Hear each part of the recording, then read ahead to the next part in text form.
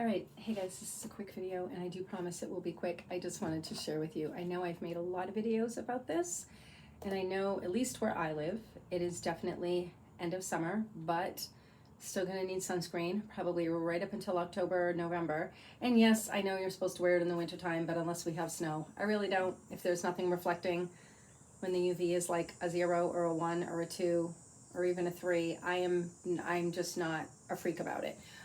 But I do want to protect my skin. Of course, I have suffered a lot of damage in my past and I just cannot afford any more sun damage on my skin.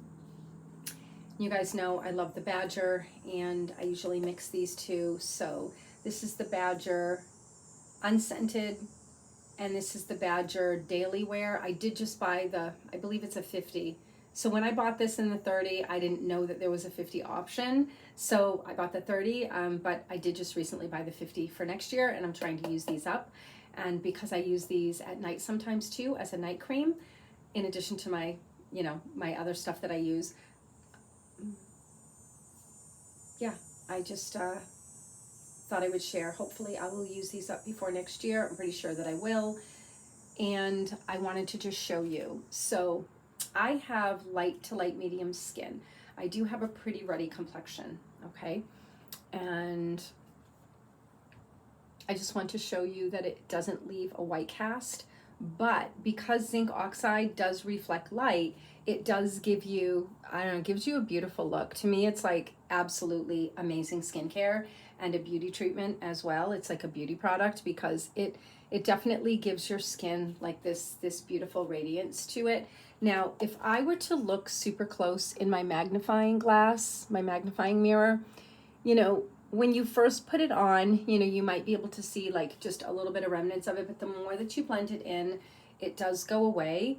And again, nothing wrong with a little extra facial massage either. Just, increase circulation, get blood, nutrients, oxygen to your skin. That's a good thing. So I just wanted to mention, and again, you guys know that these are the only two that I wear.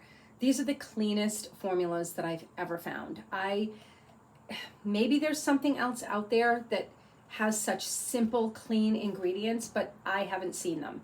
Everything else that I have seen has a whole bunch of more stuff in there that I just don't want or need. Okay, so these are really, really basic. And this is in sunflower oil, which is good for a lot of people. Sunflower oil is one of those oils that isn't really known to aggravate too many people's skin, all right? It's a really good one. And again, because it doesn't have a million different ingredients in it, it's just a really basic formula. This is in coconut oil. And again, some people don't do well with coconut oil. My skin does great with it. And interestingly enough, so my daughter, when she was in high school and started like doing more things to her skin, she would put coconut oil on her skin and her skin always did great with it. It never made her break out and she was fine with it. So it's something that she's always liked too. I do very well with coconut oil on my skin, but I know not everybody does. Again, it really just depends on the quality of your skin, the quality of your sebum, how clogged your skin is, as to what may trigger it. There's just a whole bunch of things that come into play, but I absolutely love these and I mix them together. I also love the baby formula. It's the Badger baby formula and it has Roman chamomile and calendula in it.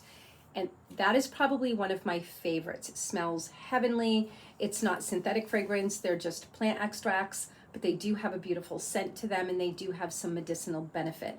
Now, because my skin is hypersensitive, I try not to use too many plant actives on my skin. I try to really keep it at a bare minimum and only use them when I really need to, which is really hardly ever. It's only like if I have a little breakout or something. And when I was trying to really heal and resurface my skin from years and years and years of pretty serious damage, I was using more plant actives. But now that my skin is humming along, it's doing great, I don't really have any skin goals right now other than maintenance. I have dialed way back and I am back to my original philosophy, which is do the least amount possible to your skin. Just bare bones, bare minimum. And that's where I'm at right now. So I'm actually loving it, truly loving it. And I'm not really doing a whole lot, and I never really was doing a lot. You guys have followed me on my journey. I never really did a lot. I'm very minimal, very gentle, very simple, very easy, and not using any modern stuff whatsoever on my skin, and everything that I did was incredibly gentle, and that is the difference. Everything that I've done is actually nourishing and supportive and healing for the skin. I wasn't doing anything aggressive, trying to override my body's natural healing response to like kick it into like this warp speed, high gear, which comes with a lot of downsides, comes with a lot of negative downstream effects. I was into the more nurturing, supportive healing, right? I didn't want to have to force my skin to go into this,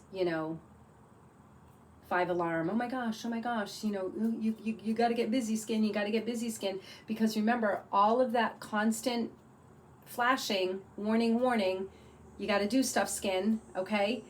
That can backfire down the road, all right? And it's going to backfire for all of these women that are falling into the trap of modern skincare. It's not going to be pretty for a lot of these women, okay? And I hear a lot of these older women talking about how as they get older, their skin gets drier. My skin does not get drier as I get older, and I'm going to be 58 this year, and my skin is pretty much exactly the same as it's always been. And I know everybody's oil production is different, and as we age, our body's systems do start to slow down a little bit. And oil production is one of those things that starts to slow down a bit. But because I'm not removing my oil with cleansers, and I am not doing anything aggressive to my skin has been able to make the transition beautifully.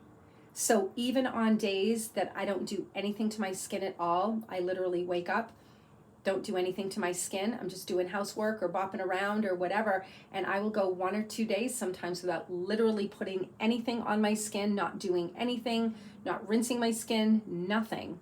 And my skin is perfectly fine. It's not dry, it's not dehydrated, nothing. It's great.